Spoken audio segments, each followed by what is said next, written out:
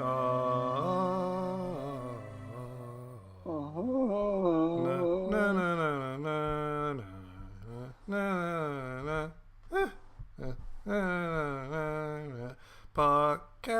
time.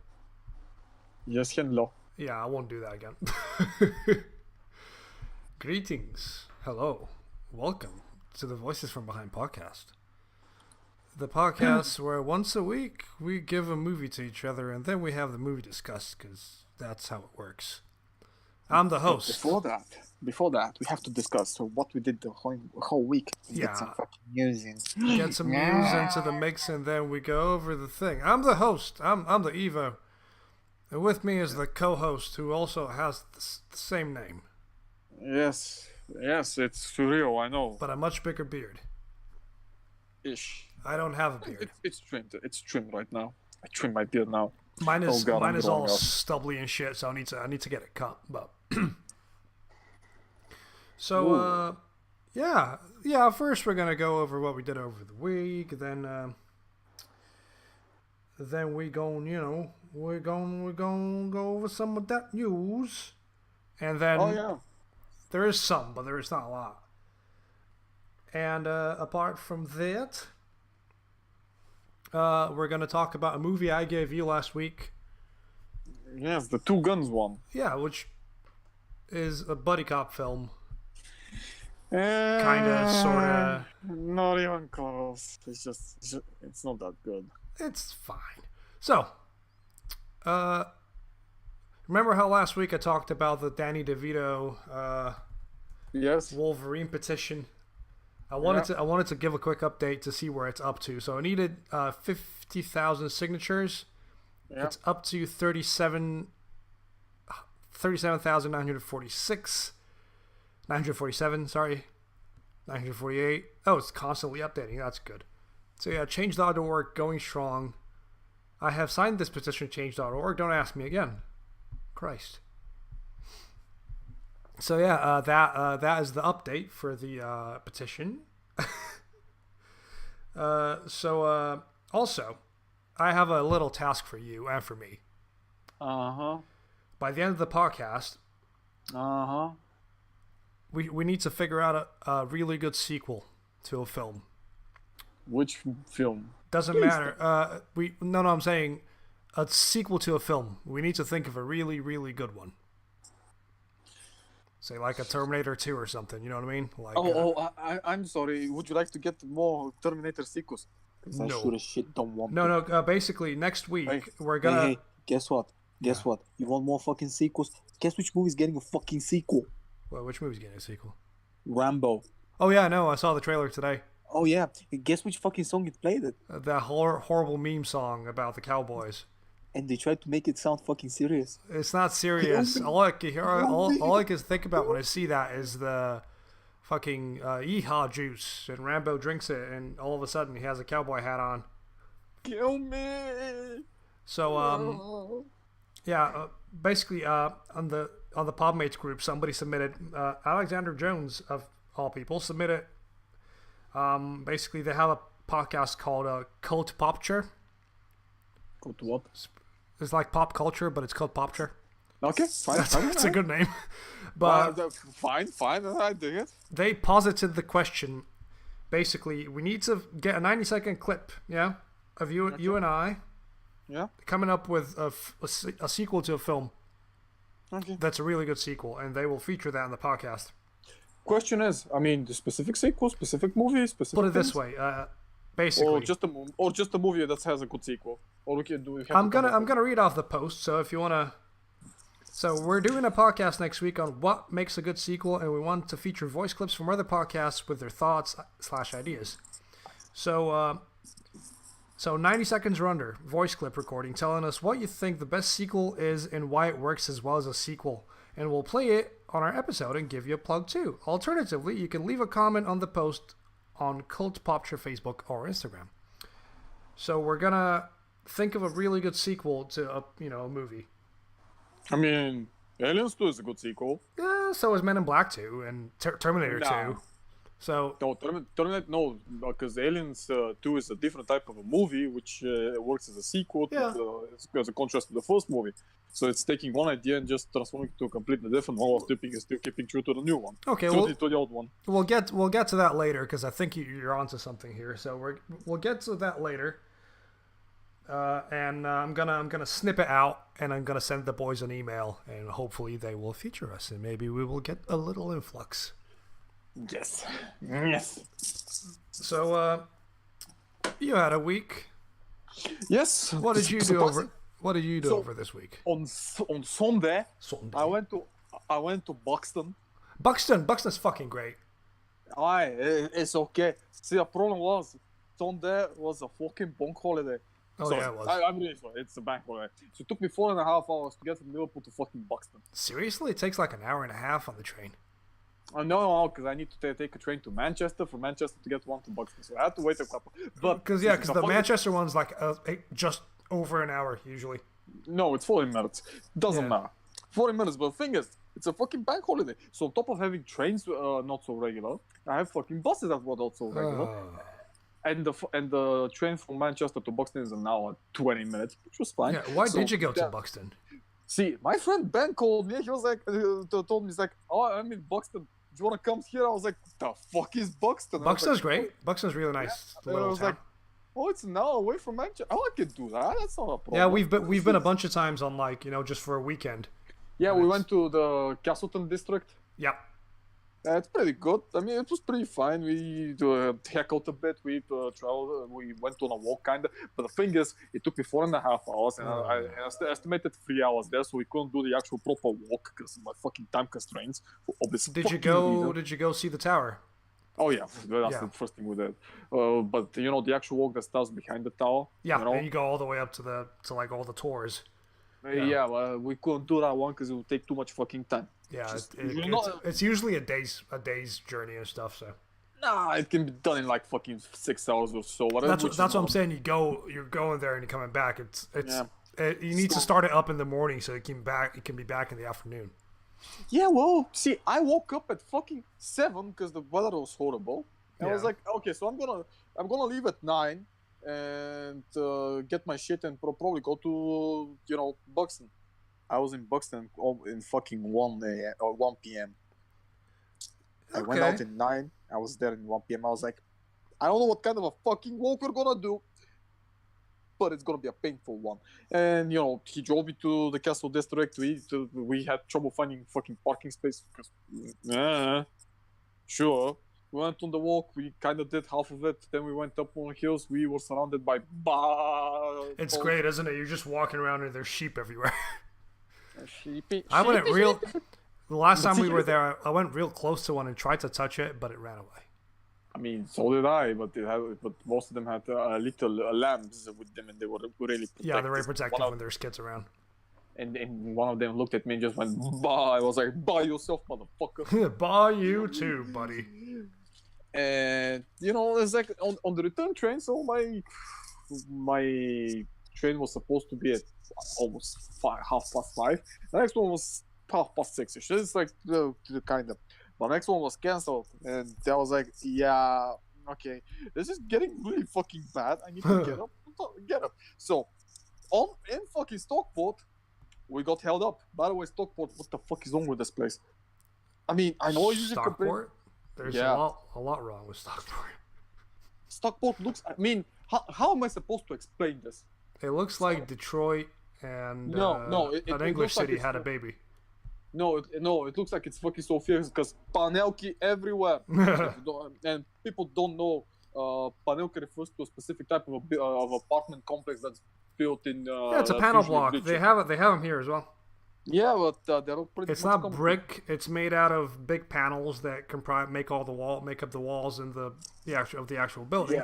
Yeah. And they're basically crane assembled. And they're very quick to build. That's why a lot of Bulgarian cities and towns, well, all of them have them because they're all they were built back in the Soviet times when people needed places to live, and all the workers needed to get stationed somewhere. Which is fine, but I'm literally walking down there and thinking, excuse me, Why am I seeing fucking... Why do I feel like I'm back home?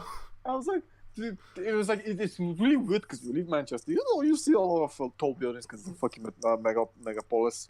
In the city center, like out of Yeah, it, it's yeah, mainly well, yeah, houses. Yeah. Yeah, because it's mostly houses. Because that's what I'm used to living here in England. Is people living in houses, not apartment flats, complexes. yeah. And I was like, why the fuck am I seeing this shit? Am I back home? I actually had Did you have the deja vu moment where you're like, I was like, I am confused. I was like, did I just black out this early awakening in fucking Bulgaria while I was at Trading Trucks? What the fuck did happen? Was I drinking? No, I wasn't. But yeah, it's a fucking miserable place. So we got hold up fucking stock pot because some kids somewhere down the fucking line did some stupid ass shit and everything got fucking held up. Oh. Everything for like fucking half hour. And I was like, of course, some fucking cryptonoid's gonna go on the fucking train tracks. Why am I not surprised? Why is this shit always happening in this country? Oh yeah, because probably in Bulgaria we just fucking run them over. Yeah. You need to be. Oh no, we ran the kids over. Oh, it was like, oh no, there was signs saying don't fucking trespass train tracks. I wonder why no one stopped, because you're supposed to be able to fucking read. Goddamn idiots. But yeah, I was like, so I went back home. I was like, I was really tired because I spent like what fucking 8 hours, 7 hours ish, just traveling around. I was like, oh. And it was like, and the rest of the week was kind of okay. Stuff happened, yada yada yada. And yesterday I went and saw fucking Godzilla. Okay, go on. Do say something about the Godzilla. Why you fucking cretins? How can you fuck up a movie about monsters fighting? This upsets me greatly. Oh! I gave fucking money to see this shit. How much was it? Trust me, I also gave money to see something, but I'll get to it. Give me a second. The movie was like almost 3 hours long. Was it? I thought it was like 2 hours 20 or something. 3 hours, whatever. It's 2:20, but I count this. It feels like it's 3 hours. Oh, it fucking feels like it. So it's like, so you have Kyle Chandler who does his best. That's a lot of fish moment in the whole fucking movie. He's a fucking scientist. Do you know how he's a fucking scientist? How? The establishing shot shows him how he's taking picture of fucking wolves or recording the sounds. Motherfucker, we can do this in our own spare time. That does not make us fucking scientists. You pieces of shit. He's like he talks the baddest shit for the time being. You have Vera Farmiga, who I absolutely adore in everything she's, except here, and I'll get to that fucking point. Vera and you Farmiga. have yes, I know. Oh my. Yeah, I know. Yeah, okay. Yeah, I know. It's like there. Also, you got Millie Bobby Brown, who I swear to God, I need to. The girl from Stranger Things. 11, I always think. Yeah, she's 11. Yeah. God fucking damn it. No, 13. That's an android, isn't it? In Dragon Ball. I don't know. Just a fucking number. Just number. the number girl. I don't know. For a second there, I thought she was 9, and I remember that's a fucking movie. It was like, it's that bad. But yeah, I was like, oh look, 3 people I don't give a shit about. But you know what? I was in the beginning, I was kind of bored with it because they had to explain how the whole monsters appear. So they had Vera Farmiga and Millie would play Dr. Emma Russo and Madison Russo respectively. So I was like, fine. By the way, they're a family. I'll get to that point. And they were just working with Monarch, and they created this sonar that's able to communicate with the fucking things, and the Mothra larva spawns, and shit happens, and they get assaulted by. Get this shit. You have Charles Dance in the fucking movie. Yeah, let the games begin. Oh yeah. I don't even remember if that because he's supposed to be the bad guy because he's playing an eco-fucking terrorist, and already I was smelling the bullshit. I was like, okay. So they round up the fucking crew of the idiots. You have Kyle Chandler getting with Ken Watanabe. I was like, okay, fine. So they're kind of trying to explain how the actual monsters appear. That's fine. You actually need to do this because they don't just fucking spawn out of nowhere. Yeah. I was like. Then I spent it felt like a fucking hour-long explanation by Vera Farmiga as to why she's doing what she's doing and betraying everyone. And I was like, Am I having a fucking stroke here? What is this stupidity? Why? I mean, I just don't fucking get it. Please, America, explain. I mean, but at that point it was like you saw Mothra, you saw Yeah, all the designs look great. Yeah, you saw a little bit of Ghidorah, a little bit of fighting between Ghidorah and Godzilla. That's fine. I mean, this was still taking like, I don't know, 5 minutes in total. That's okay. I was like, okay with this. So now, please awaken the other shit, and let's get to the fight, to the fighting part. Just show me the monsters fight. I don't fucking care about this shit. Yeah. Oh, how fucking wrong I was. Okay, so let's continue with the people who are in this movie, because trust me, there is a lot of them. Also, Aisha Hinds played Colonel Diane Foster, and I fucking loved her, the character, because she actually did it well.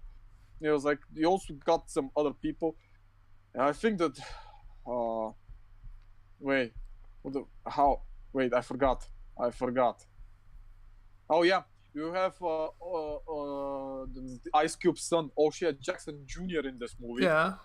Okay, so the only reason I know this is because Vesco brought this up to me. This is a good thing. O'Shea Jackson Jr., yeah. Yeah, because these three stooges, Kyle Chandler, Vera Farmiga, and Millie Bobby Brown, they're the whole center of they are the whole movie. The rest of the people are fucking superfluous. And I'm fucking happy with it, because I literally had to IMDb this shit, because I couldn't fucking remember who these people are. I knew them, I just couldn't fucking put it in place. The whole movie is about these three stooges doing three really stupid shit. So yeah, Vera Farmiga, her daughter on the bad guy's side, but she's kind of wants to save humanity by fucking dooming humanity by awakening Ghidorah. And it turns out that Ghidorah is a fucking alien and shouldn't be fucking here. And they were like, and Jaros Dance was like, still choose my fucking goals. I was like, I mean, so let's continue. Let's fucking continue. I was like, the fucking mess continues. It just continues. It's bad writing, unlikable people, unlikable fucking characters.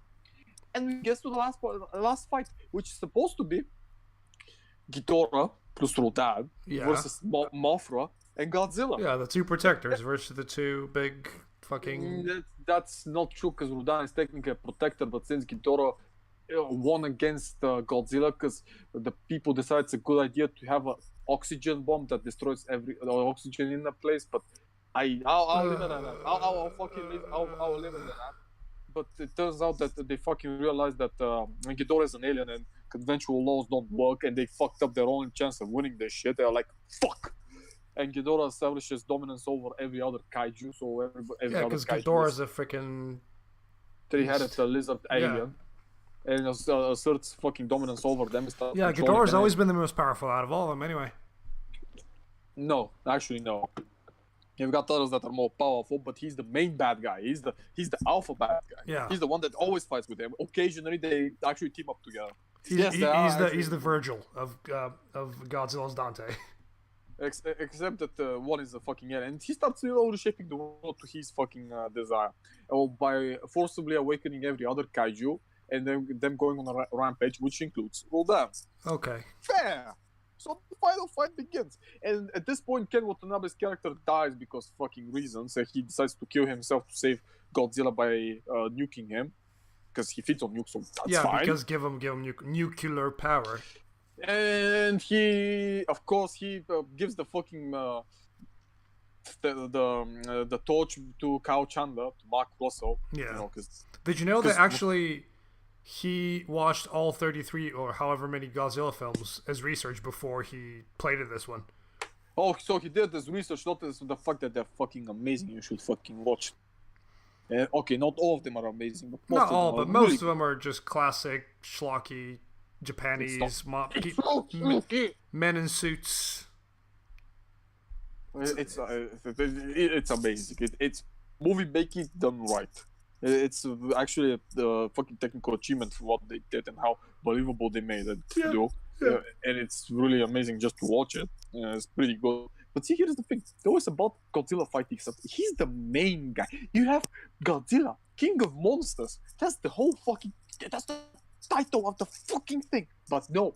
Give me some more fucking Russell drama shit. No. I just... fuck off, die now. Fuck off, mate. Fuck off. And you know, at this point, Madison just splits from Emma and the rest of the bad guys' crew because she gets the fucking. And by the way, the thing is called an orca, and they can't figure out how they made it work. Turns out that they went with all kaiju sounds plus humans to create a new kaiju that was able to calm them down or kill them. I don't know. It's fucking weird. And I was like, so all this thing, it's like, you guys thought that.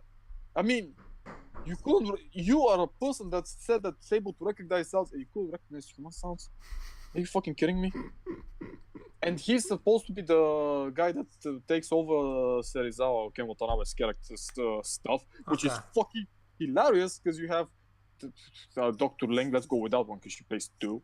I'm not even sure which one. That's that's third generation monarch that is an expert of mythos and shit, is able to fucking has a real database, and I say she's third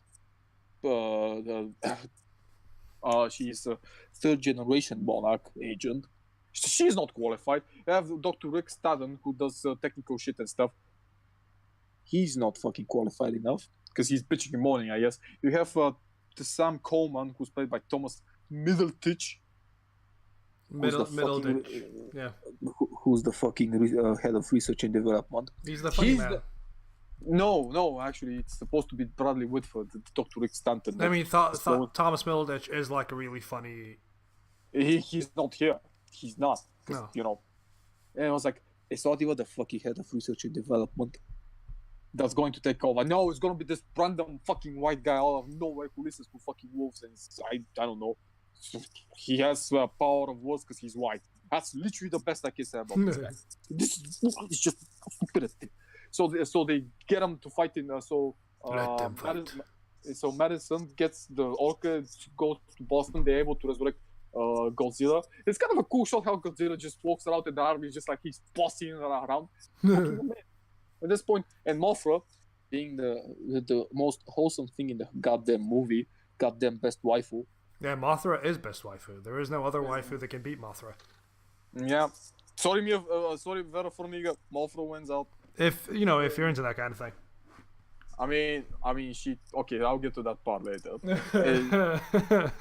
I'll get to that part later. And I was like, Millie is there, and she's doing stuff to get Ghidorah into Boston there, and she doesn't evacuate, and she sees Ghidorah starts running away, even though Ghidorah fucking zaps the living shit out of everything. But she's alive. Fuck it. Though she should be dead. For the sake of my sanity, she should have died there. Should have died there. Yeah. And she turns around, she's Godzilla, and she smiles like she fucking did anything. Surprised she did jack shit. But I'm not gonna spoil that for her. But she still stays in a fucking evacuated city just to see what the fuck is gonna happen. And she starts because we need drama. Yeah, because she started screaming like a little bitch. I was like, you asked for this. You literally there because you fucking wanted this. You wanted this. You stayed because you wanted to see what's gonna fucking happen. Because, by God, most people would just do this and get the fuck away from this. Yep. But you stay. You smart little cunt. You fucking stay. I might go see it, but... Okay, so... And the fight begins, and it's good. And I'm like, yes, this is good. And then it cuts away into the fucking family trying to find Millie. I was like, I mean, are you fucking demented? People complained that the previous Godzilla did not have enough monsters fighting in it. Why do they not have enough monsters fighting in this one? No. So now they fight in the background, Bumblebee style. You have fucking Godzilla fighting Ghidorah in the background, and you show me the faces of the fucking actors reacting to this. Are you fucking demented? No, I want to see Godzilla punch Ghidorah, and Ghidorah zap Godzilla, and then the zapping starts, and the atomic breath starts, and they clash, and there's a big explosion. That's what I want to see. And Rodan shows, and fucking Mothra fights him. Mothra wins, because... Mothra's the protector of the world, so yeah. Technically Rodan is as well, but here is kind of badish guy. Mothra is original protector. She is best girl.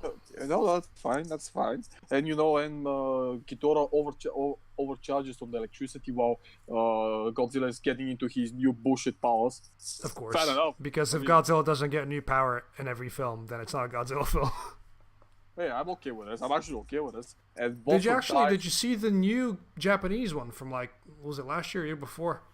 Yeah, From the animation Evangelion one? guys. No. The live action one that was I directed by the Evangelion director. I tried to look bad. Sorry, it just looked bad. It looked apparently it's really good, and there's quite a bit of like the human story in it is actually compelling. Yeah, here it wasn't. But then again, I'll say this: if you're gonna fucking show me Ghidorah versus Godzilla, fucking show me Godzilla versus Ghidorah. I don't fucking care about these sons of bitches. They can fucking die as long as I can. You can literally just cut in between them for a split second what the fuck's going on if someone's fucking invested, but no one's fucking invested. That's the thing. Like in a film like this, I'm guessing it's more of a studio thing where they said no, you have to have a human story because people have nothing to connect to, which I understand.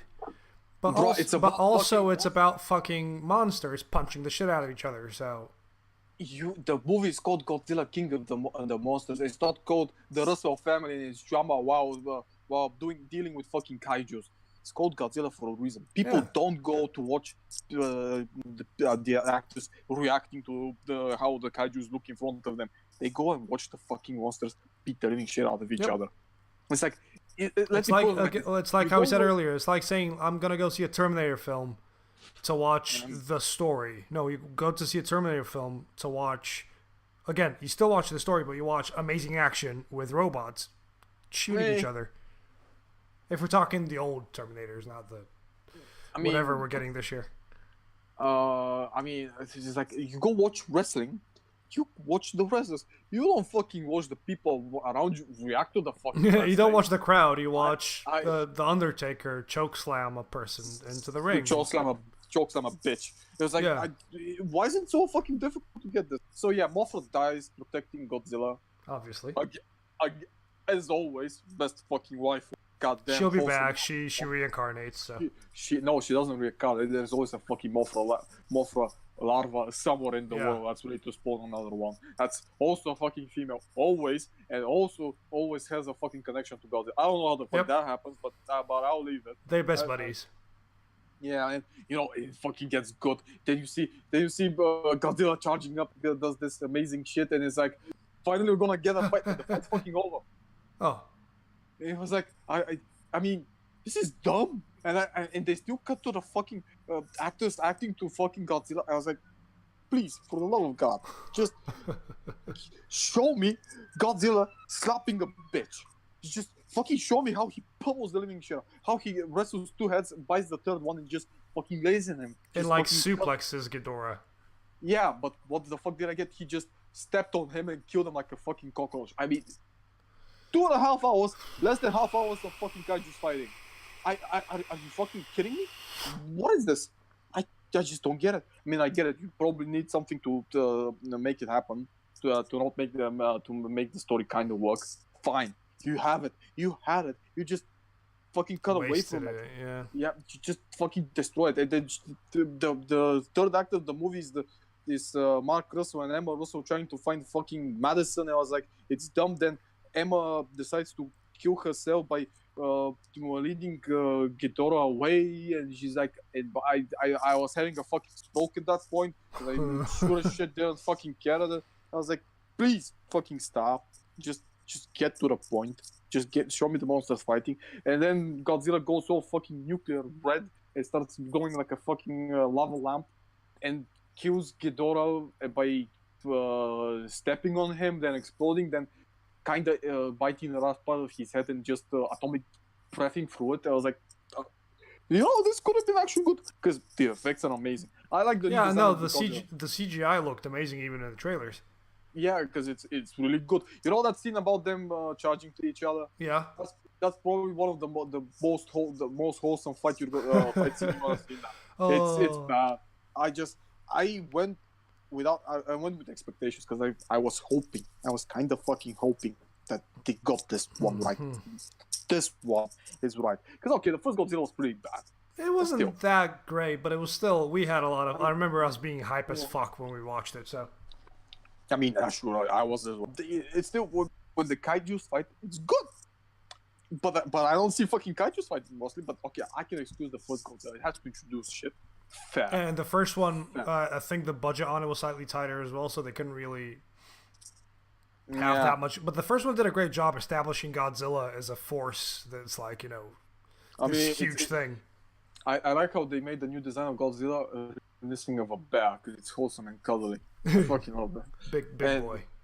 The best thing I can say about the movie is the ending theme song. Okay. It's a spit by Blue Oyster Cult Godzilla, made by fucking Serge Tarkan, and the guy called Bear McCreary. McCreary, let's go with that one. And it was like, it's wholesome when the guy called Bear is doing a fucking soundtrack. I was like, that's cuddly. Oh, there Godzilla. goes Tokyo. Go, Godzilla. I was like, this is the most fun. See, here's the fun part. I don't even remember if Charles Dance, the guy, dies. I don't think he even dies. So his point was completely. Let the games begin. So the point is fucking dumb. It's like he was there just for reasons. Yeah. They named Job Skull Island a couple of times. Yeah, because our next film is gonna be King Kong versus Godzilla. Yeah, but I don't see. Maybe. See, I didn't stay for the extra scene because there wasn't. No, they've announced it. I think it's either next year or the year after. I know, but they should have at least. They showed 3 other kaijus outside Rodan. So outside Rodan, they showed 3 other kaijus. One of them is another from the previous movie. Another fucking. One of them Mutus or whatever they are. Yeah. Yeah, which was weird because I thought that these were just 2 and they had to, That's a fuck. To reproduce, but fuck it, I'll allow it. Some mammoth-looking motherfucker. Okay. And some water crab, the water spider. See, the crabs with the really long legs. Right. Oh, like a seahorse. No, not seahorse. Give me a second. Okay. Daddy long legs. Yeah, that really long legs. It's a. No, not this one. It kind of like this, but not. Yeah, Japanese spider crab. Yeah, it kind of looked like a spider crab, but it wasn't. Right. It wasn't. Here's the thing. No, that's fine. Spider crab. But Jesus, these things are fucking huge. Yeah, I mean, fair. But here's the thing. You have 33 fucking kaijus in the movies. I think there was 33. But we have to exclude the Mini Godzilla, Mecha Godzilla, Space Godzilla. all the Godzilla variants. All the variations of Ghidorah, because there was Mecha Ghidorah, King Ghidorah. Probably have to discount the Batra, which is the male version of Mothra, but it was the evil version of Mothra. There's a couple of things we have to do. But there's also the ones that are artificially created by mixing Godzilla's DNA later in the movies. Yeah. Sorry, I'm looking at posters for the new Godzilla with all the monsters on them. That Rodan design is pretty cool. Yeah, no. He's all craggly and fiery and shit. Yeah, because they call him the fire demon or some shit. Yeah, and that Ghidorah looks fucking stellar as hell. I mean, it looks fine. I'll be honest with you. I'll be honest. I like the designs of all the monsters. There was an actual fucking potential, but no. But it got squandered. You say, eh? You had to fuck it up, and this movie's just fucking. Also, the 3 people wrote this shit. I'm not even fucking surprised. Not even fucking.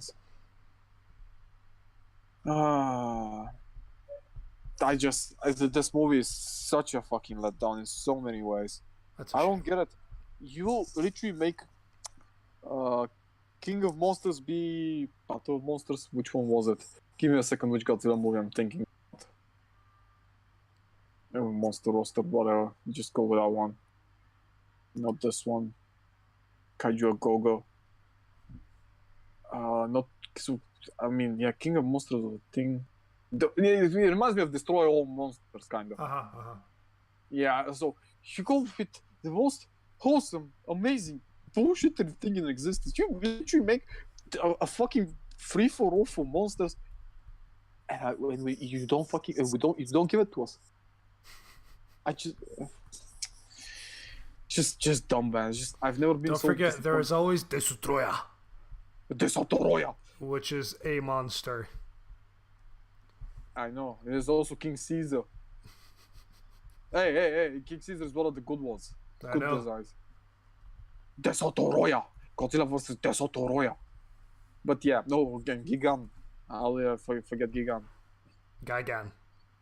Gigan. No, it's Gigan. I know it's Gigan. It's Gigan. But yeah, that destroyer design is the most over-designed fucking thing.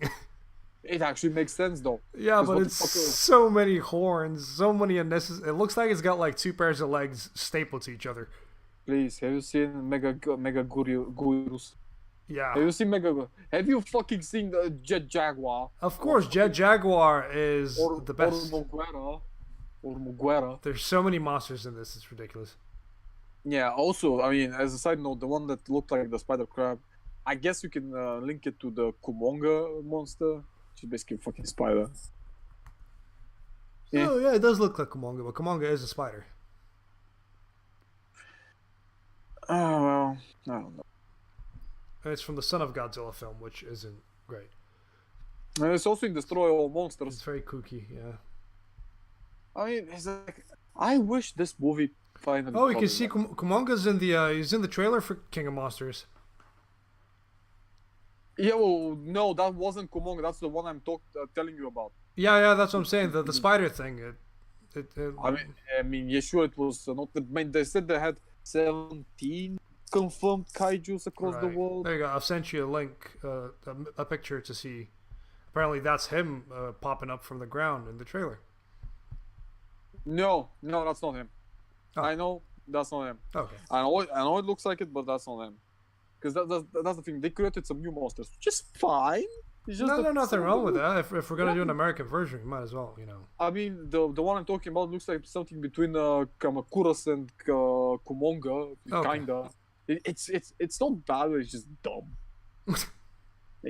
I just wish we finally get it done right once. And here's the thing I mostly hate.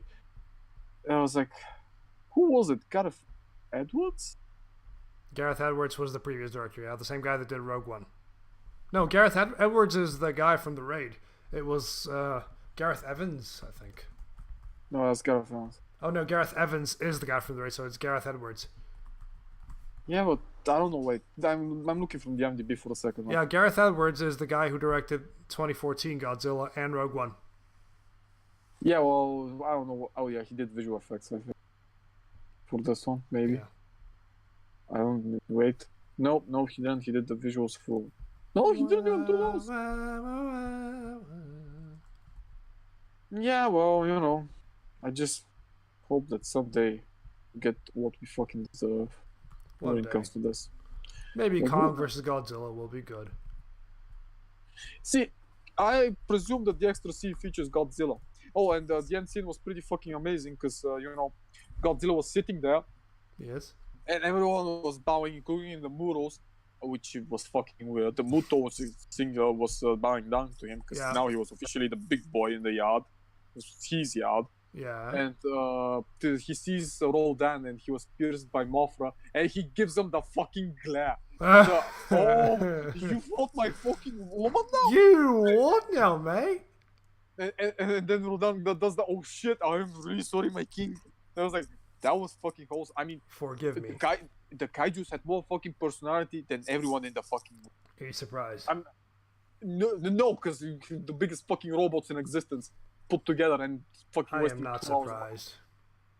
But yeah, I mean, I'm at least happy that we're gonna the designs were good. I'm happy about the painting team, and I'm happy with the little amount of action I saw. Not happy with the fucking desire of showing me the goddamn actors reacting to seeing fucking kaijus, even though canonically in the movie they were fucking surrounded by them. The fucking the Russell family, the wife and the daughter, were fucking working, studying some of them. So I was like, oh, I wonder. It was like this is just. Yeah, well. Yeah. Oh yeah. Do you want me to explain Kyle Chandler's performance in a nutshell? Yes. That's a lot of fish plus the one from the original Godzilla. the one that I was so happy that died. Just give me a second here, because Breaking Bad. yeah. Oh, it's gonna bug me now. Bryan Cranston. Bryan Cranston, yes. Yeah, so you take the both of these shit and you got it. Sure. So he mentions that he had problem with drinking, like it's no big thing, but still behaves like the only thing that changed was him stopping drinking. He just move on. I was like, fuck you, fuck you, you got them. It's just, oh, I had trouble with drinking, and this drove apart with my wife, and this is why I ended up here. I was like, oh yeah, because you're gonna say this to a fucking rando on a fucking plane. Thank you. Fuck off. Right. Yeah, I was like, just fucking bastards. Bastards. Did you do anything else? I don't even fucking remember this one. This movie literally sent me it almost popped a fucking aneurysm in my head. Set into the Twilight Zone, yeah. Well, I went to drink on Saturday night. Hello? Okay. Oh, you're still here. Sorry, you just disappeared completely for a second. So last Saturday night I went for a wee drink. It was a really good time. Our Italian is leaving us, so we went out on Saturday. We're going out again next week before he eventually goes back to Pisa.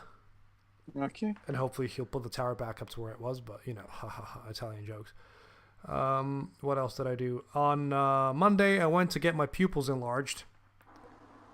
I went to do a eye test. Did they? That's what the people enlargement. No, I went to check my eyes out because of one of them. My astigmatism has been getting kind of worse, but it turns out that I'm absolutely fine. That my prescription is still the same. But the lady was like, "You sure? Do you want to just enlarge your pupils just to make sure if everything's all right? Maybe it'll give us a different result." I was like, "Yeah, sure." And with this trick, these 3 simple questions, everyone you can sleep with everyone. Am I right? Hey, so we did the enlargement and everything was fine. After which I proceeded to be in absolute pain for a good few hours because it was bright outside and I had to go buy sunglasses because it didn't account for my pupils getting enlarged because obviously they don't do that anymore unless it's fucking me. So I did that, and that same day, that same Monday, after my eyes having recovered but still not fully able to see up close, I went and saw Aladdin. No. Was it as bad as people say it is? It wasn't. You know what? No, it wasn't terrible. Okay. It had some decent musical numbers in it. That's fair. But apart from that, a lot of it was very cringe. Sure. People were mad that there was a white person, by the way. I don't give a shit who's in it. Oh, he was there for less than a minute. And he was the funniest part of the entire film. It's just a doofus prince that's there like, oh yeah, I'm Scandinavian. Sure. Will Smith does a rap. It's because it's cool. The guy they picked to play Jafar didn't do a great job. That's expected. To be honest, Jafar is a very difficult thing to do because Jafar in the it has to be a sleazy, animation, slimy man. Yeah. Well, this guy was too young, too sexy. I mean, I think don't get me wrong. They did their best to make him sinister and shit. But it's. I know it's all a fairy tale and it's all a bit more for kids. But there's just so much dumb shit that goes on in this film, and there's a lot of leeway getting given to things, and you're like, no. Jafar's clearly hypnotizing the Sultan in front of everyone, and people are like, hey, why is the Sultan agreeing with Jafar all of a sudden? So what Jafar's saying? Are you serious? His staff is glowing red. Stop it. Yeah, I mean, how can I put it? It felt very foamed in. Very foamed in. And it felt just like a big paycheck day for everyone. Naomi Scott did great. But people are mad over that one as well. Yeah, because there's a few new. No, because she's not brown enough. She's brown. Not brown enough. Why does it matter? At the very start of the film, when the genie tells the story of what it's just Agrabah is, it says he literally says people from all around the world, from all cults and cultures, gather here. No, let me explain like this. Not cults. Apparently, it's not racist to call a person to be not brown, to not be a specific color of the skin enough. She's of the darker complexion. She's born. Her parents are Indian, but that's not. She's like Indian, so she's a perfect. Tell you who was a perfect fit. The guy that got to play her dad, the Sultan. He looked exactly like he did in the cartoon. Oh, give me a second. It was scary. Every time he was on screen, I'm like, oh my. I mean, to be honest, I haven't watched the animation in fucking. Then again, I'm not particularly enthralled with it. I don't know, people just liked it. I was like, it's not bad, but it wasn't terrible. I'll give them props for the guy that picked to play Aladdin because he looked exactly like the animated version as well. Yeah. But they fixed a bunch of the CGI. Will Smith looks way better in places. Oh shit, he really does. He does it, doesn't he? Fuck, it's scary. There's quite a bit of really good CGI in places. The tiger is fucking expensive. The moment I saw the tiger, I was like, that's an expensive tiger. What else? Let me think. It felt very, very, very, I don't know. It was okay. I wouldn't say it's great. It was okay. It could have been better. But then again, if you've watched the original animated thing and this doesn't veer too far away from it, it improves a bunch of things, but it also kind of adds its own twist on things, and characters do things out of character, but then they go, I will not be stopped, and then they get stopped a minute later, and it just feels like a lot of it feels unnecessary and just annoying. What else? I finished Doom Patrol. Doom Patrol finally finished.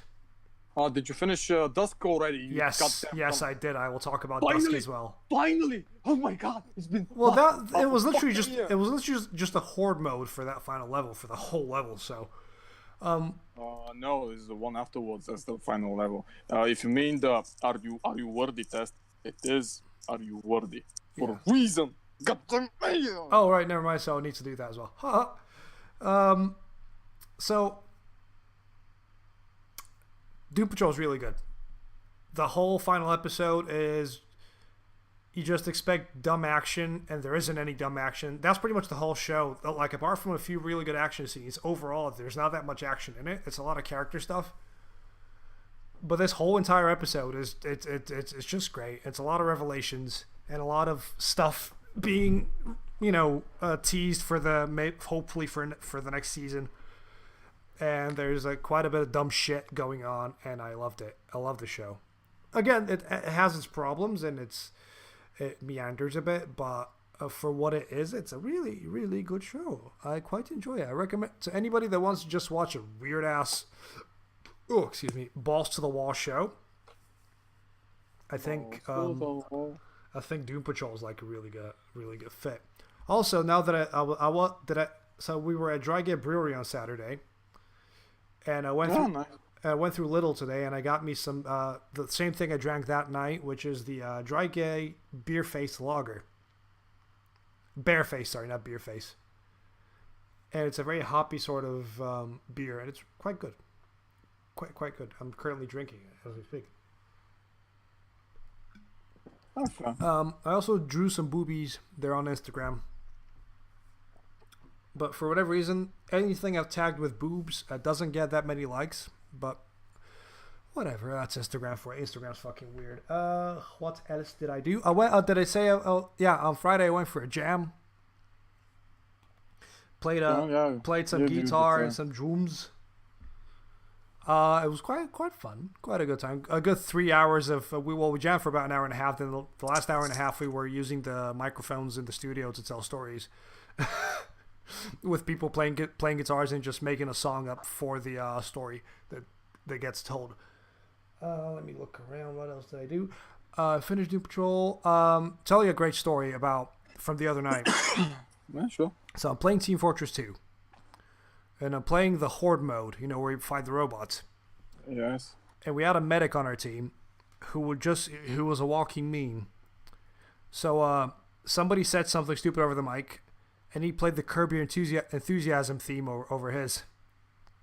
So somebody said something, then we all of a sudden hear, oh, and it stopped, and everybody's like, oh, okay, this guy's a bit weird, doesn't matter.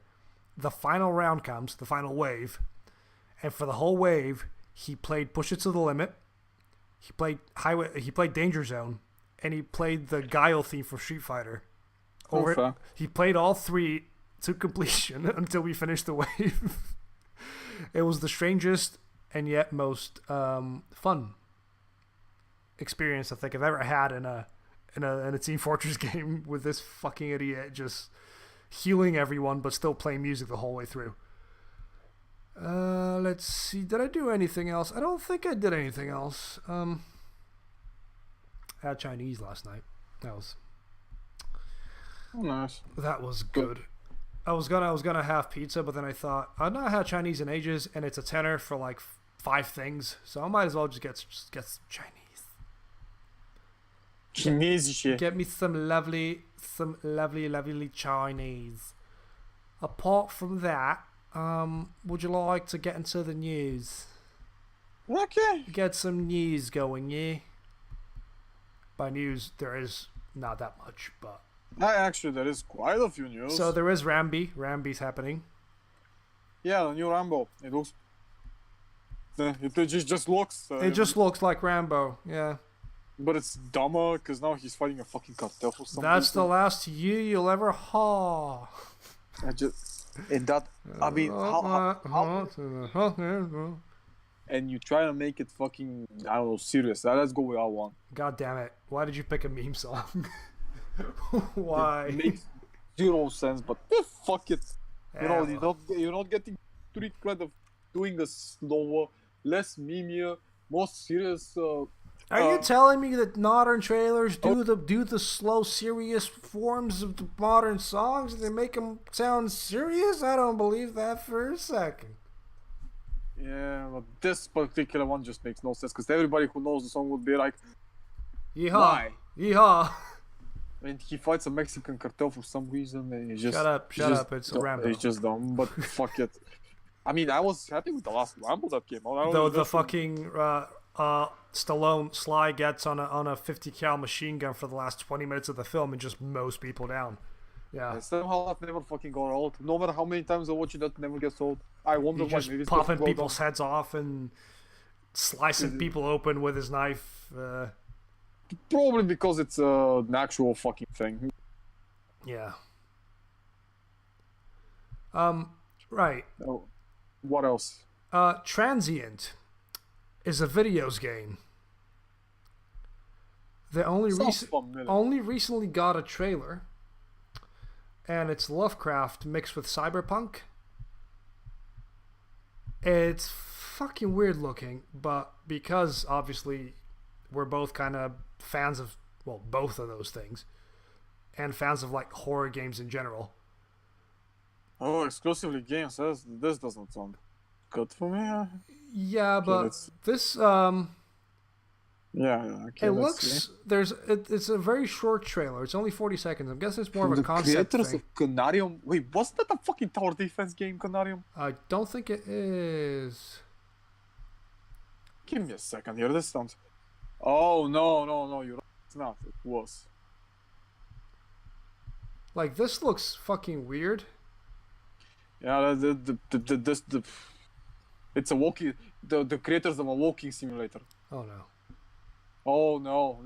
Yeah, I remember this game. I actually thought about getting it. Then I read walking simulator. I was like, oh, no. Oh, hell Well, they no. made The Darkness Within. Wait, the fuck was that one? It was like horror sort of...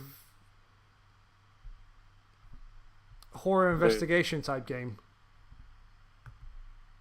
Oh, never mind. Oh. It's more of a point and click, isn't it? I mean, I like point and clicks when they're done right, which is lately it's really fucking hard to do. You mean I have no mouth and I must scream? Yeah. No, that's a fucking horrendous one. It's great. That's an actually really bad point and click game. I like it because of the story. I have read the story, and the game has nothing to do with that story. It's just bullshit. Yeah, Darkness Within is a point and click adventure. Do you want to know a really good point and click that actually surprised me? That's the puzzles are not too difficult. What? And it's like Unavowed. Never heard of it. Of course you haven't. I'm not fucking surprised. I don't Even play though point and clicks, It's very rarely that I do. Even though I've already told you about this game. Yeah, Darkness Within is a point and click game. I know this Unavowed is an actually really good game. The point and click is really it's really well done. But the best thing about the game is the puzzles themselves. There's usually multiple ways to solve them depending on the party you have. Because you have a party in a point and click, and it actually works fine. And the unique solutions based on the exact composition of your party are out there, and they're usually not that difficult, except on some points. It's kind of a bit far-fetched, but fine. I mean, it's not really that far-fetched, but it's a bit out there. Right.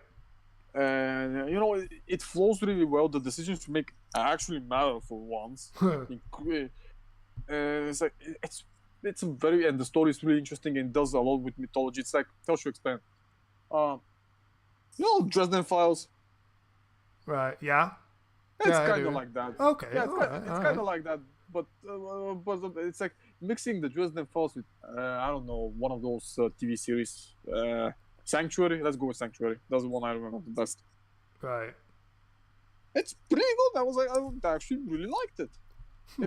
And the characters were well written, and the mysteries were actually fucking mysteries for once. It wasn't just and the decisions we had to make were not simple decisions, because it was actually, some of them were pretty fucking hard, because there was no right decision, no wrong decision. It's just bad. Fair enough. Yeah, I just saw this trailer and I thought, this looks nice. This looks interesting in a way. So I thought I'd throw it out there. Also, Void Bastards is out. Okay, that's cool. Also, tomorrow, guess what's coming out tomorrow? What's coming out tomorrow? Tell me now. For free, we are getting Doom Sigil, which by the way is out, but if you have paid €6.66. Doom Fuck yeah. Sigil. Yes, the Romero Doom 1 episode 5. Shit, that's tomorrow. Oh yeah, tomorrow is going out for free, because technically it's a WOD, so it's always free. Okay. Not always, but most of the time WODs are done for free, and Romero just does it because he's a wholesome, good person. Is he though? Yeah. Yes, he is. Is he really though? Yes, he is. I mean, sure, he had hubris, but then again, like one person said, and I reiterated his words, he created the game equivalent of Thriller. Wouldn't you have a fucking ego? Cliffy B has a fucking ego. Motherfucker started making games when he was fucking 12. Are you sure? His first produced game was Just Jackrabbit, one of the few really good side scrolls for PC that ever came out. It is a good time, yeah. And after that, he went and produced fucking Unreal 1. Then he went and made Unreal Tournament, which fucking changed a lot about the multiplayer games, because up until that point, at best you'd get Capture the Flag, but that was fucking rare. The other one was Deathmatch and Team Deathmatch. He showed that there was more there.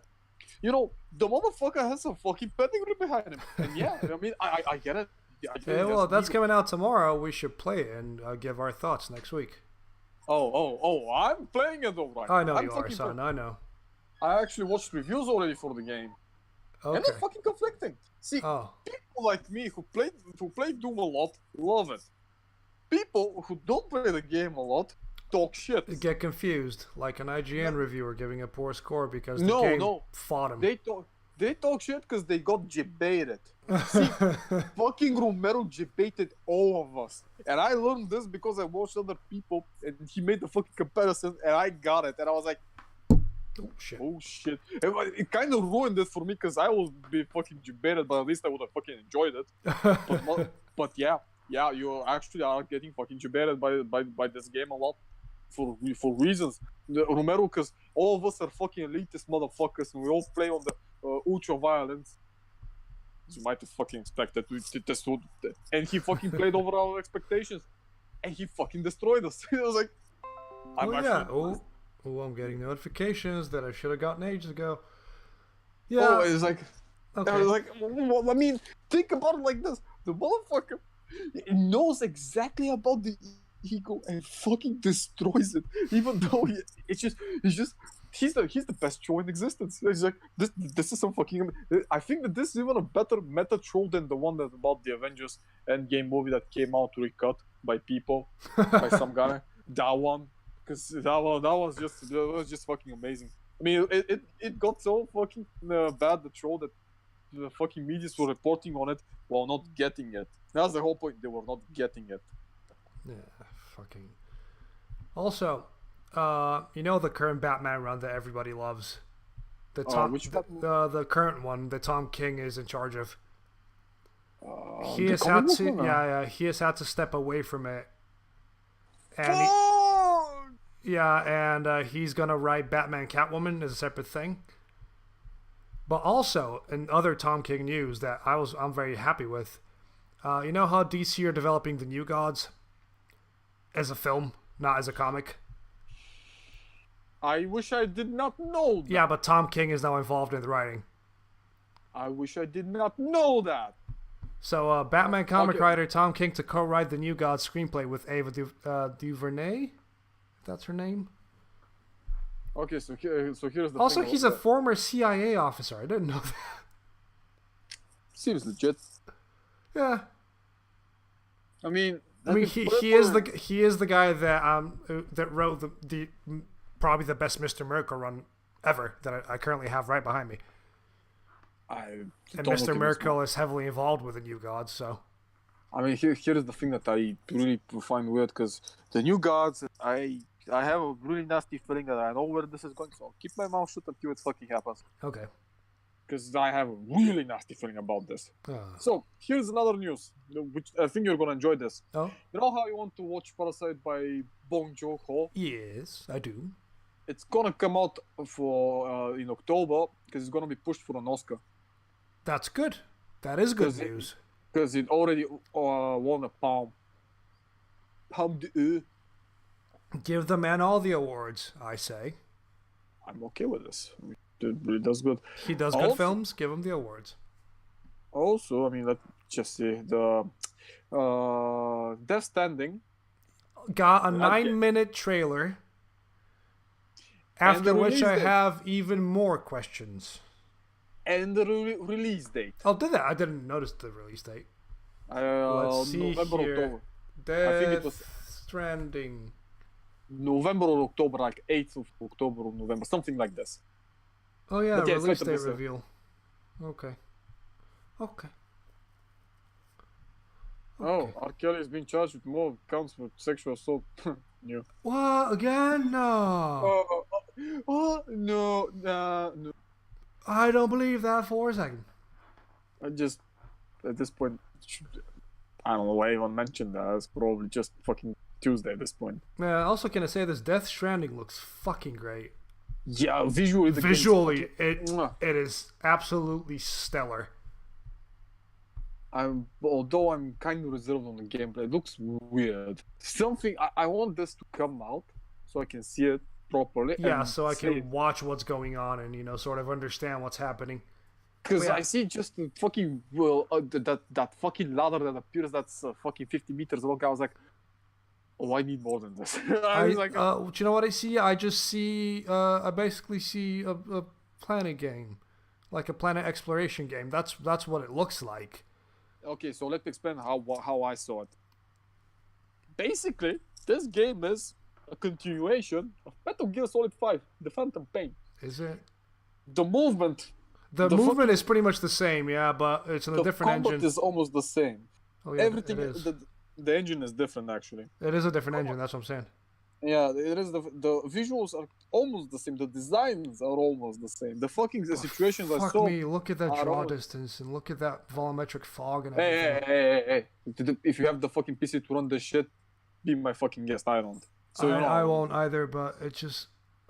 Good lord, this game looks gorgeous. And I'm okay with this because I'm a fucking sucker for this shit. And the fucking story fucking reminds me a lot of Metal Gear Solid. The whole series. And there's a lot of babies and... No.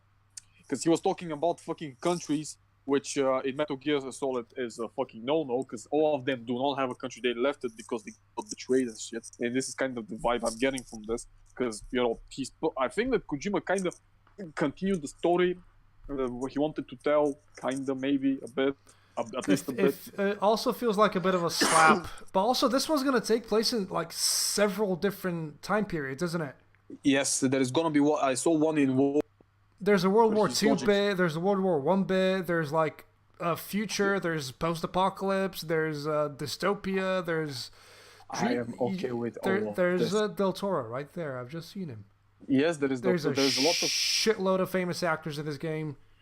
Which I think is more of a publicity stunt, to be honest. I don't give a shit. It's the fact that Kojima actually said, hey, you guys want to work with me? And none of them said no. Well, would you say no? If Kojima comes and tells me, hey, bro, do you wanna... You had me at, bro. You had me at, yeah. Look at them. They look fucking... I'm just looking at the bit, and they all look fucking amazing. Yeah, because they're using the same engine that was used in the PS4 game. Horizon Dawn. Horizon Zero Dawn. It looks similar, yeah. Yeah, because it's the same engine, the same company. And this time is it the same engine? Yeah, and Yoji Shinkawa's in charge of all the designs, you can fucking tell as well. Because it's all sort of geometric and... Hey, I'm okay with this, but the thing I'm is, like... genuinely okay with this. Like, it's been... Do you know how long it's been since I've been actually excited for a game to come out? And every time I've seen Death Stranding, I go, holy fuck! What is going on? I mean, that was just because the story, like I said, it has nothing to do with the fucking... Oh, god damn it. It's not. It's about the story, it's not about the game. The gameplay is the one thing I care most about. It looks the same open-ended, stealth-based shit that I know, but there's a lot about it that there's other reasons why I'm looking forward to it. It's also because Kojima... This is basically Kojima's, like... Hey, do whatever the fuck you want. Also, fuck Konami. I'm gonna do my thing. They'll just do pachinko machines, that's all. And he's got his own company, and pretty much he's gone, okay, I'm off the rails now. I can do whatever the fuck I want, and nobody can stop me. And this final shot of Mads Mikkelsen, not final, but the shot of Mads Mikkelsen with the robots or the glowing eye, that looks it just looks good. It looks great. It looks really great. Yeah. I mean, I'll give it time. I just want to see actual fucking gameplay. Yeah, I want to see gameplay. I bet you any money that both Pat and Wooly from Castle Super Beast will stream the game as soon as it comes out. Bro, everybody's gonna do it. Also, good for them because they're now part of Rooster Teeth. They got into Rooster Teeth. Oh, nice. Rooster Teeth is wholesome. Yeah. They actually do quite a lot of good stuff. Everybody... Except some things that were above the fucking control, but that's not getting into that one. There's Funhouse there. I don't care. Oh no, not Funimation. No, not Funimation. Funhouse. They're great. They're really great. Yeah, that's but trust me, there's some things you should never know about. Anyway, so yeah, Death Stranding is a thing, and it's left us confused, but it's also... I mean, I'm not confused. I can pretty much guess what the overtones of the game would be, and I'm okay with this because it's fucking Kojima, so I already know what the fuck he's doing. That's like that's the good part. Kojima knows what the fuck, because he has like only one real idea behind his writing. It's a good one. Admitted, it's a really good one, and he does it really well. So I'm happy with it.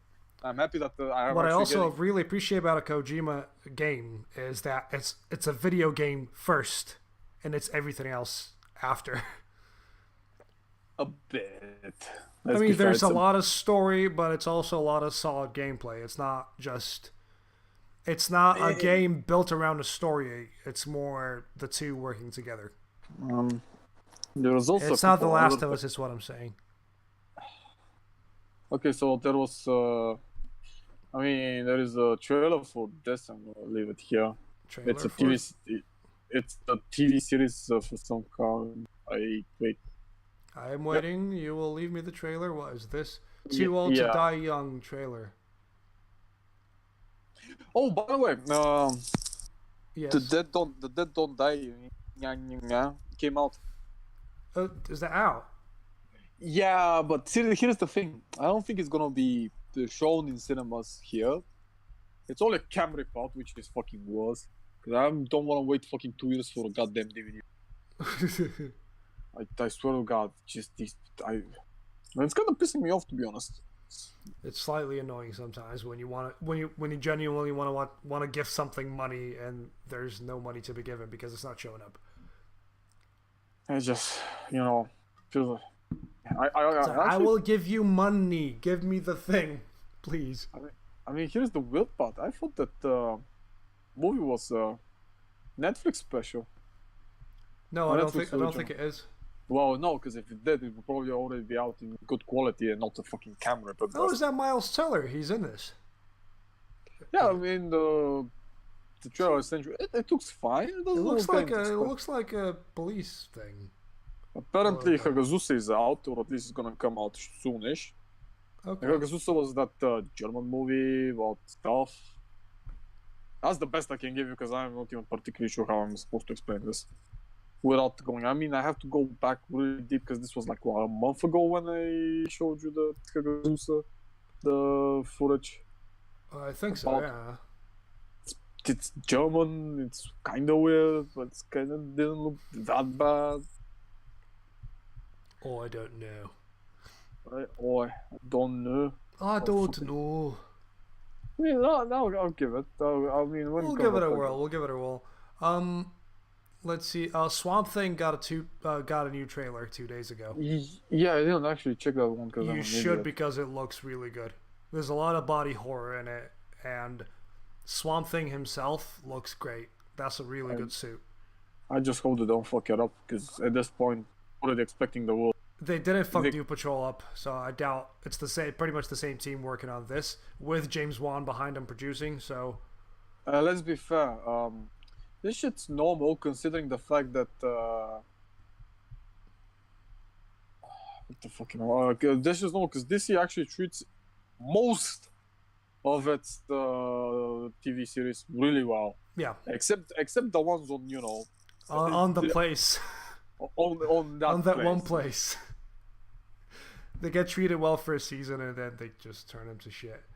No, honestly, Doom Patrol is everything you want from a show like that, so I wouldn't be surprised if Swamp Thing is also quite good. Which is weird. Does that mean that what the fuck was the name? That DC doesn't own the Arrowverse at all because they I'm pretty sure they're given the rights to the CW to work with that.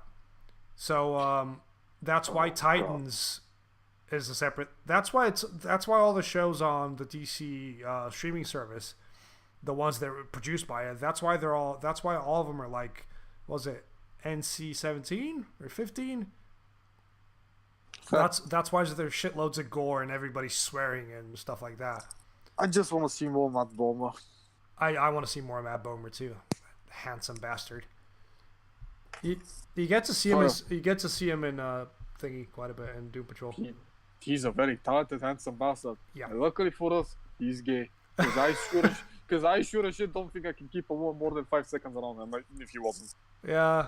I'm not gonna lie, the bastard is just holy shit. I would kiss Matt Bomer. I've said it before, I'll say it again. He's a handsome boy. Aren't you happy that I introduced you to Matt Bomer? You're very happy that Matt Bomer come on the podcast. I will kiss you. I mean, it's like the guy is just so fucking good. He's a great actor. He's a great singer as well. There is a musical number in Doom Patrol. I recommend you watch that. I think I watched that thing, but he was on the street.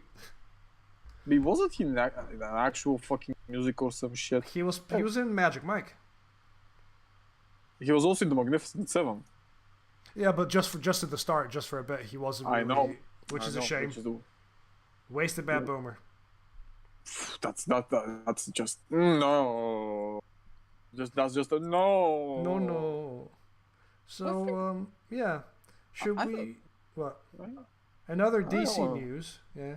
No, I mean, this news, I don't know at this point. It's just, oh, wait, soon we're gonna get the second part of Teen Titan. Of Titans, yeah, we have a Superboy that's No, been cast, and we have a bunch of Young others. Justice. Yeah, yeah. Oh, I forgot it's nearly June. It's nearly So time. we're gonna have to have a podcast where we just gush about Yeah, because Young Justice yet again. Also, Joel Kinnaman has confirmed that he is involved with the Suicide Squad, the new one. What the fuck is gonna be a new one about? It's basically just a reboot, and we're gonna have a yep. Let's see. They have recast Margot Robbie as Harley Quinn. Fair. Think so. Well, yeah, she was the best part of the old one. So Idris Elba's gonna be in it. yeah, but he's not gonna be Deadshot. I mean, sure. John Cena. Yep. I'm already having the doubts about this. Jay Courtney is gonna be Captain Boomerang. Fine. And Joe Kinnaman's gonna be Rick Flag. Who the fuck was Rick Flag? He's the guy that's in charge of all of them. Fair. Viola Davis is gonna be Amanda Waller.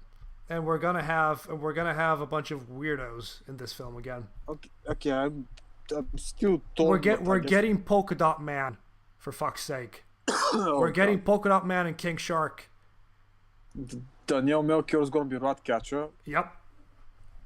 The fuck was Ratcatcher? Ratcatcher is like a weirdo. They're all weirdos. I mean, sure, but the Ratcatcher Batman. I thought he was a guy because I remember him in the fucking. Yeah, he's a guy, but they've gender swapped him. Fair enough. I just remember him. The same way Copperhead was gender swapped in one of the games. Wait, Copperhead was a woman? What? Yeah, in Arkham, the prequel one. Forget the no one gives a shit. Fair. Yeah. I usually don't mind it. It's just it's like when I read the Ratcatcher, the one I remember was from Batman Beyond was a guy. Daniela Melchior is gonna be. I'm not even sure how I pronounce that. Let's go with that one. She's Portuguese, so it's Melchior. I'm not even gonna try it again. I'm butchering her name. Yeah, she's gonna play Ratcatcher. Okay. So yes. Is that all the news? Have you got any more news, sir? I mean, probably, but I kind of forgot because mostly games. I mean, like I said, Sigil's gonna go out tomorrow. It's gonna be a really Sigil is happening, people. Sigil is happening. I repeat. Yeah, I mean, it's actually out. It's actually out. Is it already out? No. I mean, technically, it's already out. Like I said, if you pre-order the game, it's not pre-order the soundtrack because it comes with the one. See, this is the fun part. You can pre-order soundtrack and it comes with the one, so people could have gone and paid less than $666 or any regional equivalent because it's wholesome. By the way, John Romero's living somewhere in fucking Ireland. I want to just mention that. Should we go and try and find John Romero? Be like, hello, John, and we'll just leave. I'd ask for a fucking autograph and that's why I'm like, excuse me, Mr. Romero, sign this, please. Okay, bye. He's just fucking amazing at this point. So many years have passed. I still replay his shit and I'm still fucking happy. It's just this shit doesn't happen anywhere else. So, yeah. Also, I gotta say, I love the new OBS design. It's not really new, but they've improved some of the colors have changed, and the knobs are slightly different, which I appreciate because it's a lot more contrast and I can see everything better. Oh yeah, by the way, just on a side note, last week it was already people don't know, loot boxes got hit real hard in America. Oh, shocker! Really hard with a bill that passed, and it's really bad for some companies, which I shall not name.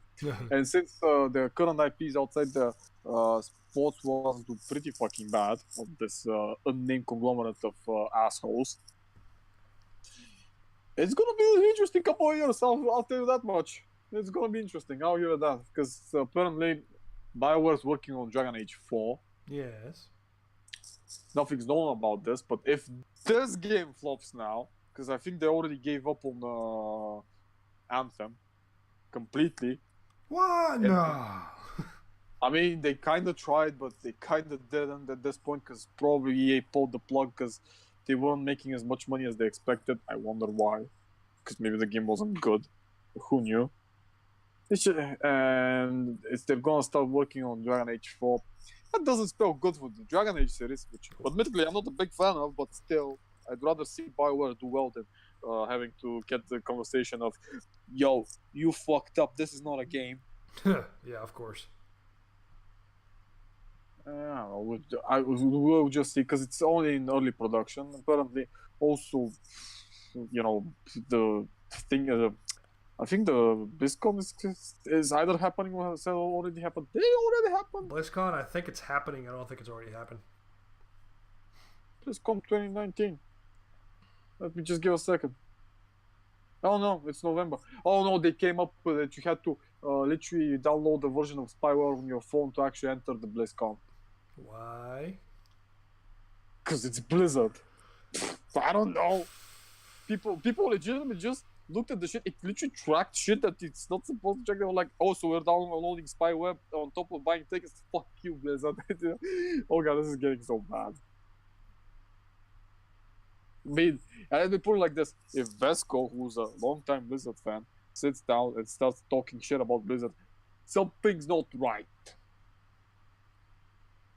Yeah, something's definitely not like all the way out there, because you know that the guy that's defending you for the most part at this point against everything and is able to excuse everything goes like if the Blizzard fan that's been excusing them for everything they've been doing over the last few years. He fucking excused Diablo 3's start. The launch day. The horrific always online bullshit that they pulled.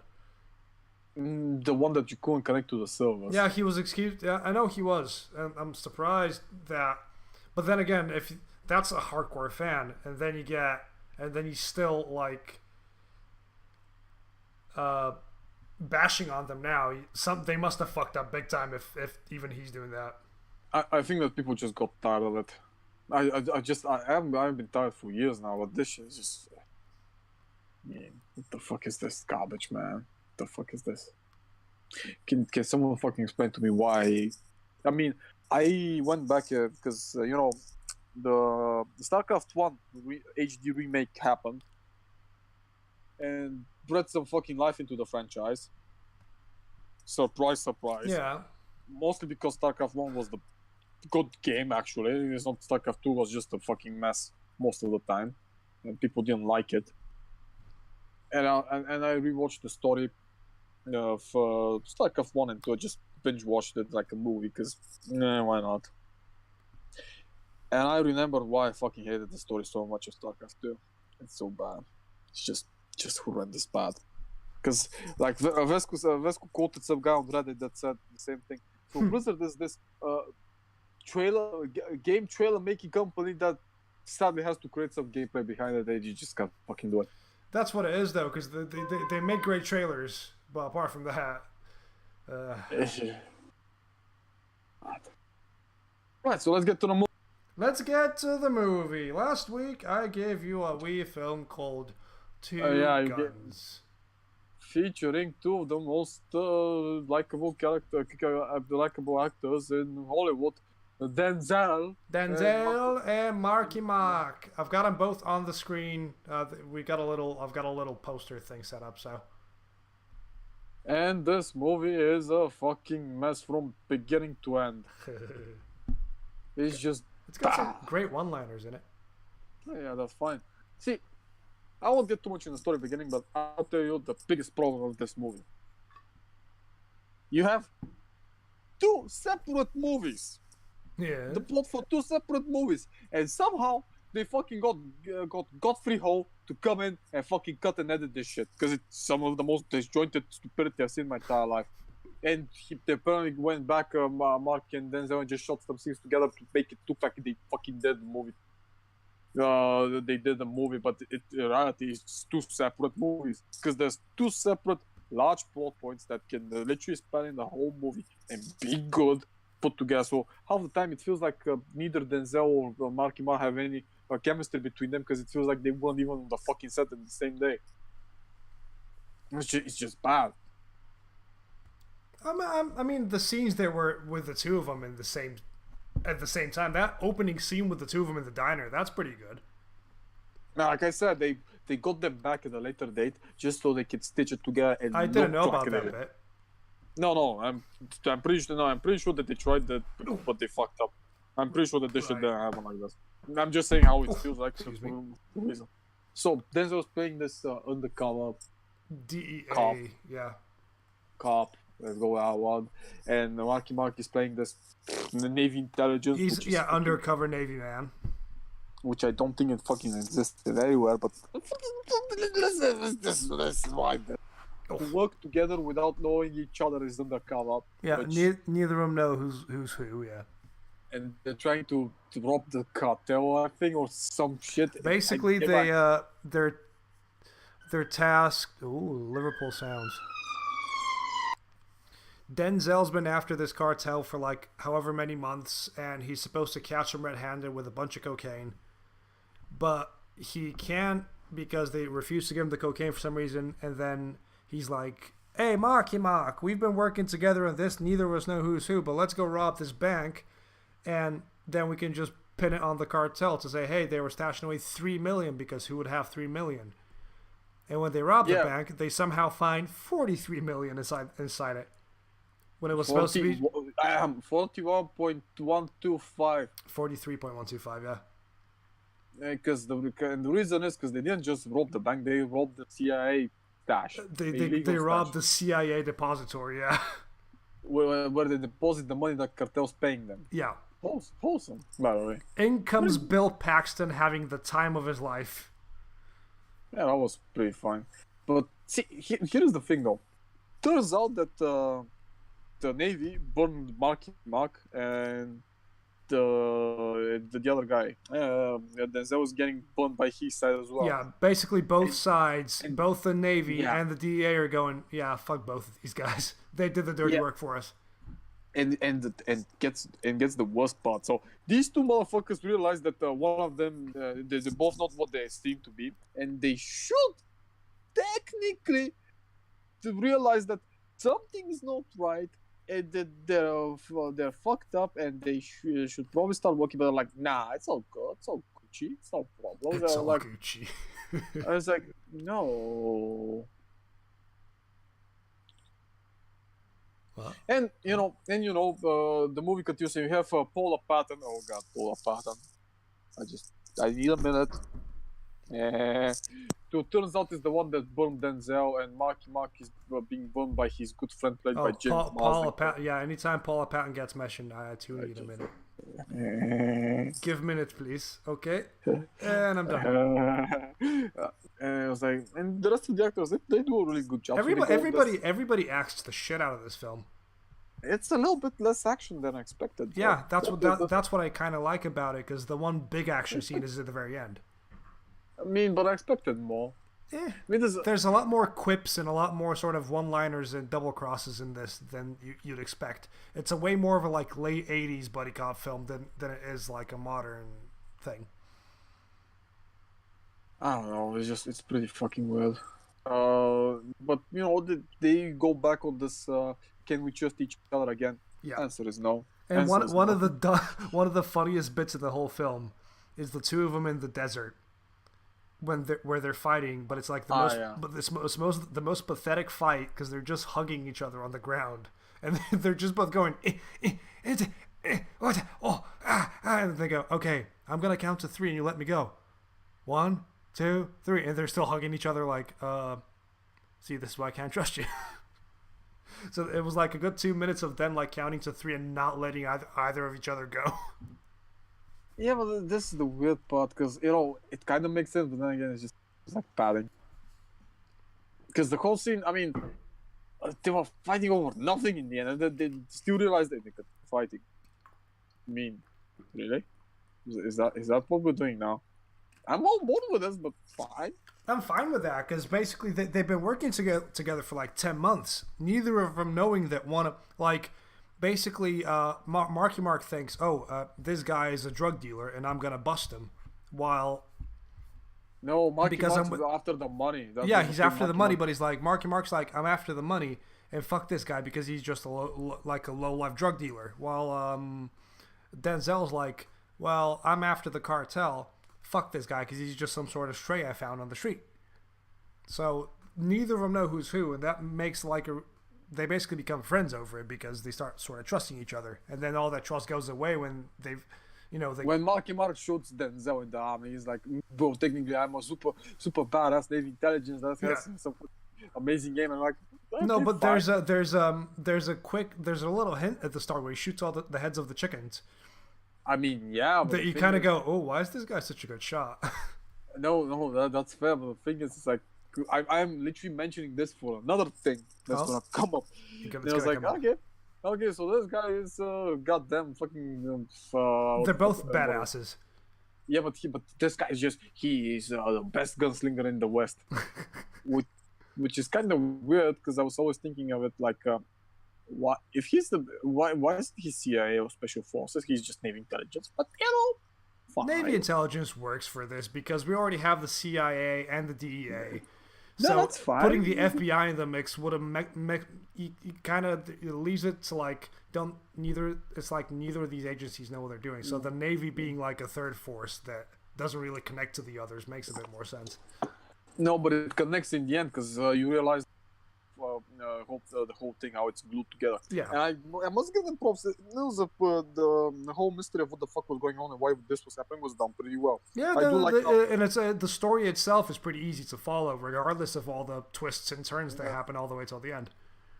Yeah, and Paula Patton gets killed because apparently she's the one that betrayed Denzel. Yeah, but you can kind of tell from the very start that she's going to betray him.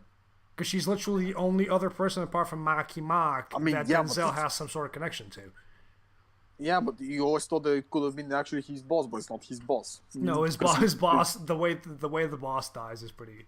I mean, he does die, but then again, he could have still done it. Yeah. And she has a relationship with James Marsden's Queen. His character. The guy that burned Mark. And this turns out that they still have that they're fucking connected by this imbecility, and they don't trust each other, but they start going like, hey, you know what? Fuck these bitches. And we'll fuck the fucking cartel. We'll fuck the CIA. And we'll fuck this motherfucker and that motherfucker. We'll just fuck them all up. That's such a good line as well. Sure, fuck all these. Denzel just acting the living fuck out of it. Yeah. Oh, Denzel is always a fucking classic. I mean, let's be fair. With the years that have come after, with Denzel, he has done some stellar work. He has been in some really good movies, period pieces that got him the fame and glory that he has. I mean, not Malcolm X. But let's not. It's just let's not. Which one was it? Oh God, the one was with Public Enemy. What the fuck was its name? Because I forget, but he plays basketball with an actual NBA star. Oh fuck me, I don't know. I also forgot. So please, okay, someone remembers. you talk. I'll find it. And the thing in that movie, he actually he goes one versus one against that star. Cause it's about growing up and stuff. And, is it the film called He Got Game? Yeah. From 1998. Yeah, He Got Game. See, okay. Do you want me to tell you something interesting about this movie? Yes. The NBA star that was in it, the scene that they shot doing the 1v1, yes, it's not improvised. It's him actually going 1 versus 1 against the guy. No script, no nothing. Just an actual fucking basketball. Shit, alright. And he actually got points of them. It was really close. I was like, no, Denzel's apparently really good. Good basketball player. No, Denzel can do whatever the fuck he wants. You can't. You know why? Because King Kong got shit on him. Also, Rosario Dawson is in this film, so I'm probably gonna watch it. And Mila Jovovich. Oh goodness me, there's too much estrogen. That. It's also a Spike Lee movie. Yeah, but it's good. Debatable, because it's a Spike Lee movie.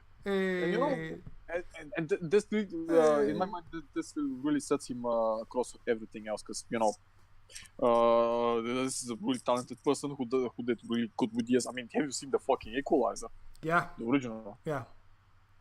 he made looking old and badass actually feel like a thing again. He's like one of those Vietnam But War he's the vets only good part of that movie. film. The whole film itself isn't great, but he just makes it.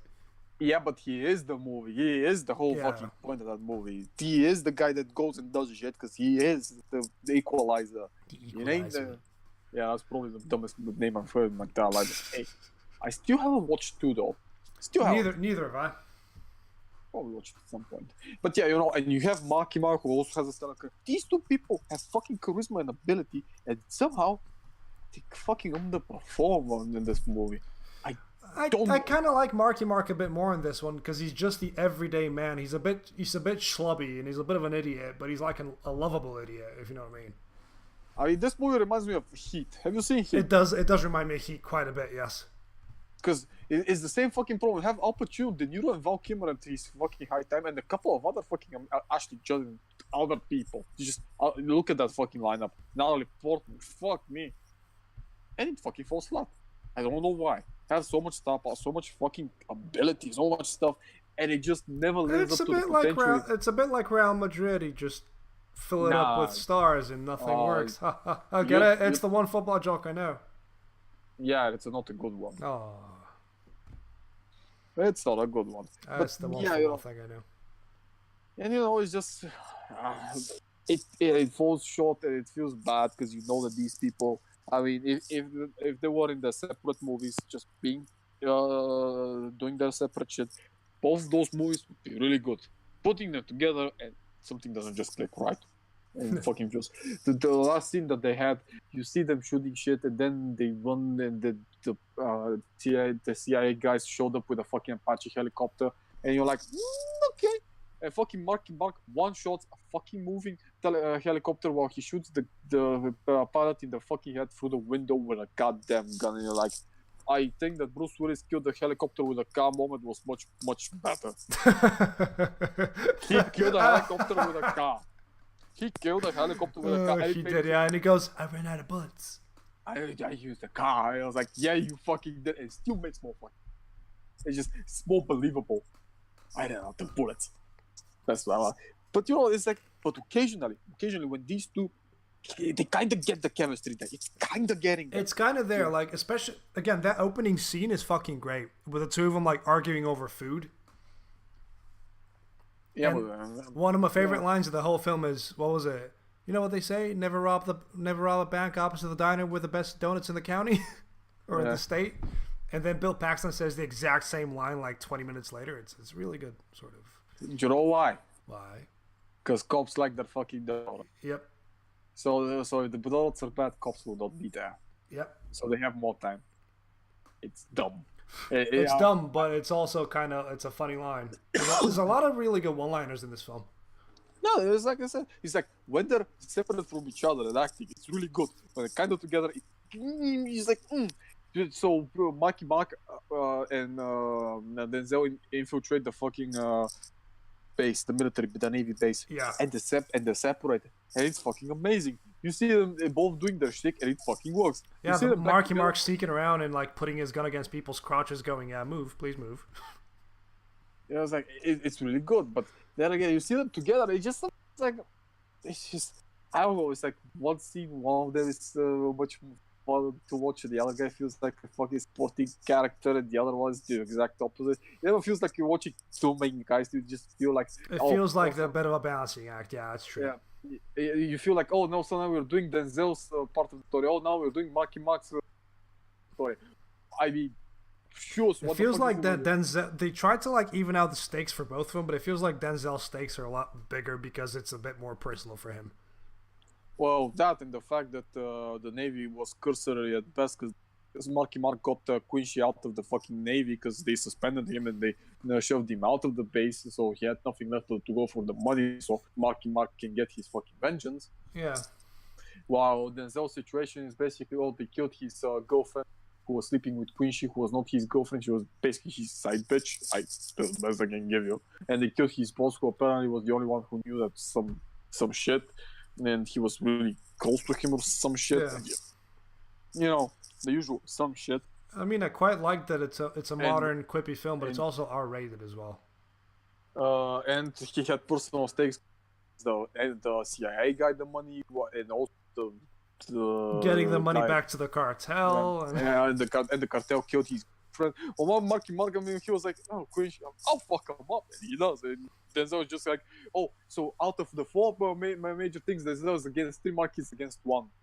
Just balance, guys. Yeah. Just anything." It was just, I don't know. It's not as good as it should have been, but it's definitely not as bad as it could have been. It's probably the best I can give No, it. it's that's why I gave it to you, because it's quite fun, and there are it's got its faults, yes, but it's also a very enjoyable sort of sit down and watch a dumb buddy cop, not even a buddy cop, but like an action film with some pretty good twists and turns in it. And that last the whole final scene's pretty good. The whole final action scene is it's well made, and you can see what's going on, and it's Yeah, I appreciate that. I mean, as I said, I expected a bit more, but I ain't mad about having at least something decently shot, even though it doesn't. There are some titties in this film as well. That's appreciated, isn't it? Paula Patton ones. Yeah. I'm trying. Sorry. Okay, we're back. I needed a minute there to think. Yeah, we all needed a minute because anytime Paula Patton was on screen, I had to think about other things because watching the movie became very difficult.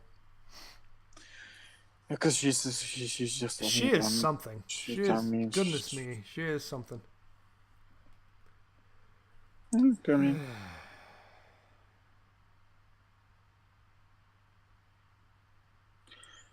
I don't know. I mean, I still recommend the movie to watch because it's still better than some other movies that came out recently. Around that time as well. It's really good. I always put it down as a really solid action film with some really... It's a very well-written film, I should say. All the dialogue flows well, and there's a lot of smarmy assholes talking to each other, and you get to watch Bill Paxton just shoot the shit with people, and it's great. Just get to watch him play an absolute sociopath. But apart from that, I believe that you need to give me a film for next week. I mean, I'll be honest with you. Yeah. I haven't actually thought about the movie, so I decided to get you on the fly another Marky Mark movie. Marky Mark, yes. 4 Brothers. Huh? Yeah, 4 Brothers. That's a film? Yes. I thought you were talking about 3 Brothers, 3 Sisters. No, sorry, no. One of the best telenovelas ever made. 4 Brothers. I have watched this film at some point back in the day. We all have. That's the thing. We all have. Yeah, so this looks very familiar. And it's not bad. Actually, it's not bad. Oh, it's got the guy from Outcast. And it's got fucking Tyrese. Tyrese, get that paycheck, Tyrese. Get that paycheck, Tyrese. Get the paycheck, Tyrese. Okay, so my movie is 4 Brothers. Let's do a quick synopsis. When their adopted mother is gunned down in a store robbery, the 4 brothers, in quotation marks, investigated the murder for themselves. Well, you can tell there's 2 black guys and 2 white guys. Hey, no, and look for the people. Killers, but not all is what it seems. Ooh. I'll watch it. You don't judge people Andre 3000 is in this film. Andre 3000. Yeah, from Outcast. Oh, Andre Benjamin. Oh wait, sorry. It's a Michael Jackson one. Well then, so let's quickly do the thing for. Oh God. Do I have to start the fucking clock? No. Tell you what, I will get the music in the background because I know our music track that I made for the podcast is 30 seconds long. So if it loops 3 times, okay, let me set this up real quick. So we have the music track going, which will give us a really nice little backdrop. It's 33 seconds long. 1, 2, 3. Okay, so we have 2 loops and a half. So say why Alien 2, what is Alien 2? Is it Aliens or is that 3? It's Aliens.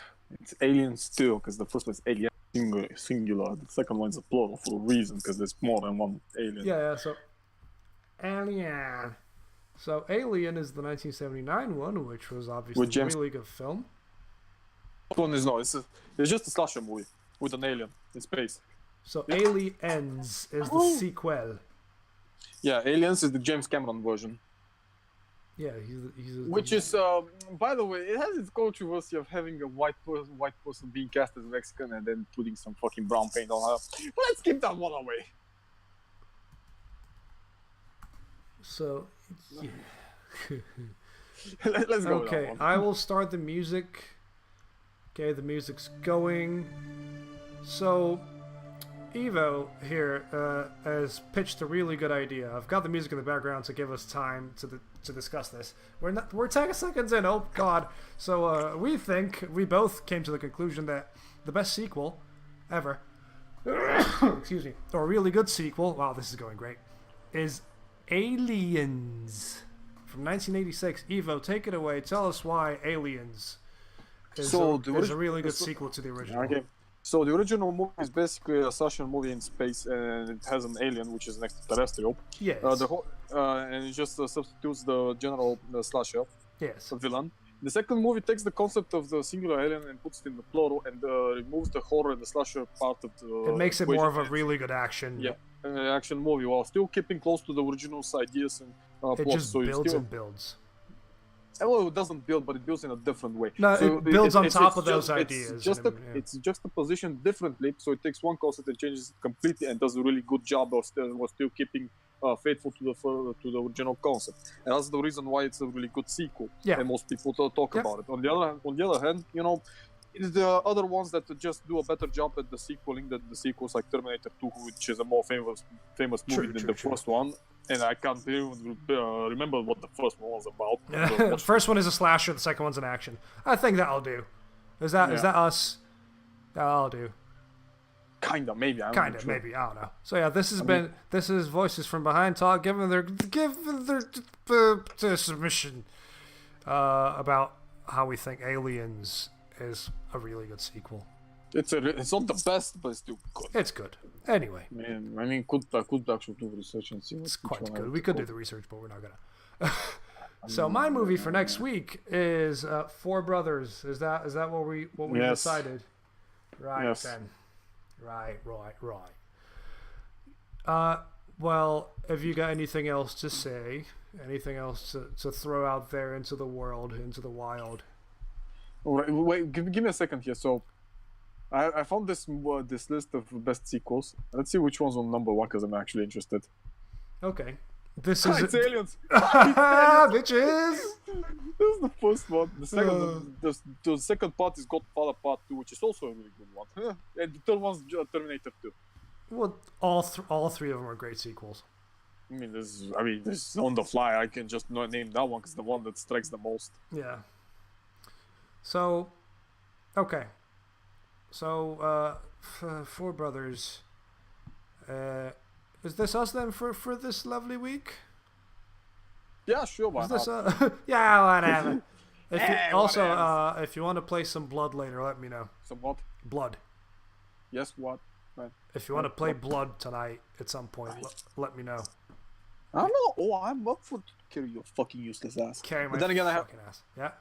But the thing is, like, because the multiplayer has no save function. Oh shit. Yeah, that's why I told you to fucking finish the goddamn thing, but no. Oopsie. Anyway, well, just let me know later, because I might go play some Man vs. Machine, because I've got like one more tour to finish. So just tell me when you're fucking done with it, so when you're done with the thing. Cause well, I'm gonna leave the podcast render overnight, and I'm gonna upload the audio file first thing after we finish. No blood multiplayer. Commands. Just let me know, and we'll figure it out. Stop cheat codes, you motherfuckers! I need to go take a shower and let this render, so we'll see how it goes. Anyway, I will play us some music now, as we always do on this lovely podcast that we do every week to save my sanity. And thank you for Podmates for letting our shenanigans on. Thank you to Cult Popture for featuring us this next week, whenever this goes up. I have been Evo. Yes. With me has been Evo. And we'll see you all next week. Yay. Yay. Yes. Thank you, guys. Thank you. Okay, bye.